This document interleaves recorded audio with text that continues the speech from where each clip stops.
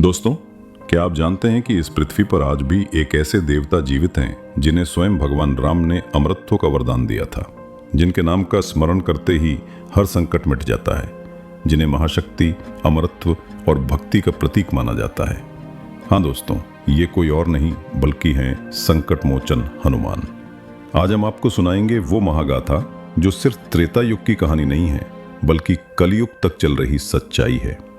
वो कथा जो हमें बताती है कि क्यों आज भी हनुमान जी जीवित हैं और क्यों हर भक्त के संकट का अंत केवल जय बजरंगबली से होता है। बहुत समय पहले त्रेता युग में एक सुंदर पर्वत पर माता अंजना कठोर तपस्या कर रही थीं। अंजना जी पहले अप्सरा थीं, लेकिन एक शाप के कारण उन्हें पृथ्वी पर जन्म लेना पड़ा। उन्होंने भगवान शिव की आराधना की ताकि उन्हें एक दिव्य पुत्र प्राप्त हो। बाल हनुमान की बाल्य लीलाएं अद्भुत थीं। कभी वे सूरज को फल समझकर निगल लेते तो कभी पर्वतों को खेल खेल में उखाड़ डालते। एक दिन जब वे भूखे थे, उन्होंने आकाश में चमकते सूरज को देखा और उसे लाल फल समझ लिया। वे आकाश में छलांग लगाकर सूरज को निगल गए। सारी सृष्टि अंधकारमय हो गई। देवता घबराकर इंद्र के पास पहुंचे। इंद्र ने क्रोध में आकर वज्र से प्रहार किया। बाल हनुमान गिर पड़े और वायुदेव ने रोष में अपना प्रवाह रोक दिया। पूरी पृथ्वी पर प्राण संकट में आ गए। देवताओं ने क्षमा मांगी और बाल हनुमान को असीम वरदान दिए। अग्निदेव, तुम्हें कभी अग्नि नहीं जला सकेगी। वरुण देव, तुम्हें कभी जल हानि नहीं पहुंचा सकेगा। वायुदेव, तुम में मेरा अंश और अपार बल होगा। ब्रह्मा जी, तुम पर कोई अस्त्र शस्त्र प्रभाव नहीं करेगा। इंद्र, तुम्हारा शरीर वज्र के समान अजेय होगा।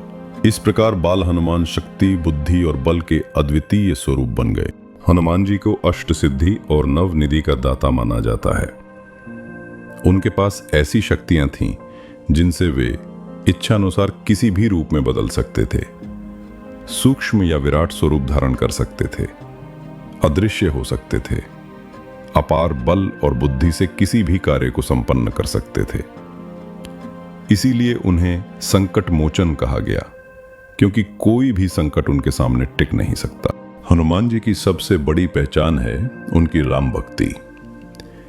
श्री राम से पहली मुलाकात ऋष्यमुख पर्वत पर सुग्रीव से मिलन के समय सबसे पहले हनुमान ही वानर रूप में श्री राम और लक्ष्मण से मिलने गए।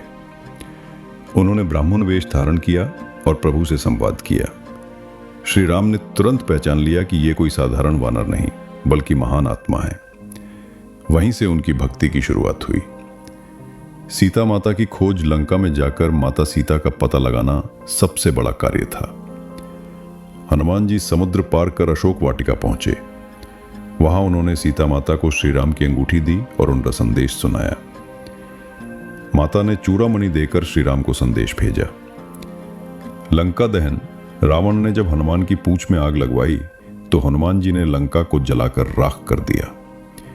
यह घटना आज भी भक्ति और साहस का प्रतीक है। संजीवनी बूटी लक्ष्मण जब युद्ध में घायल हुए तब हनुमान जी संजीवनी बूटी लेने गए, लेकिन सही बूटी पहचान न पाए तो पूरा पर्वत ही उठा लाए। उनकी इस लीला ने उन्हें जीवन दाता भी बना दिया। युद्ध समाप्त होने के बाद जब श्री राम अयोध्या लौटे तो हनुमान जी हमेशा प्रभु के साथ रहे। लेकिन जब भगवान राम ने अवतार लीला समाप्त करने का निर्णय लिया तब हनुमान जी ने प्रार्थना की, प्रभु, मैं आपके बिना कैसे रहूंगा। तब श्री राम ने वरदान दिया, हनुमान, जब तक धरती पर मेरा नाम लिया जाएगा, जब तक कलयुग रहेगा, तुम अमर रहोगे और मेरे भक्तों की रक्षा करोगे। इसीलिए हनुमान जी को चिरंजीवी कहा जाता है। आज भी मान्यता है कि वे सूक्ष्म रूप में इस धरा पर विद्यमान हैं। कई मान्यताओं के अनुसार हनुमान जी आज भी हिमालय के गंधमादन पर्वत पर तपस्या कर रहे हैं।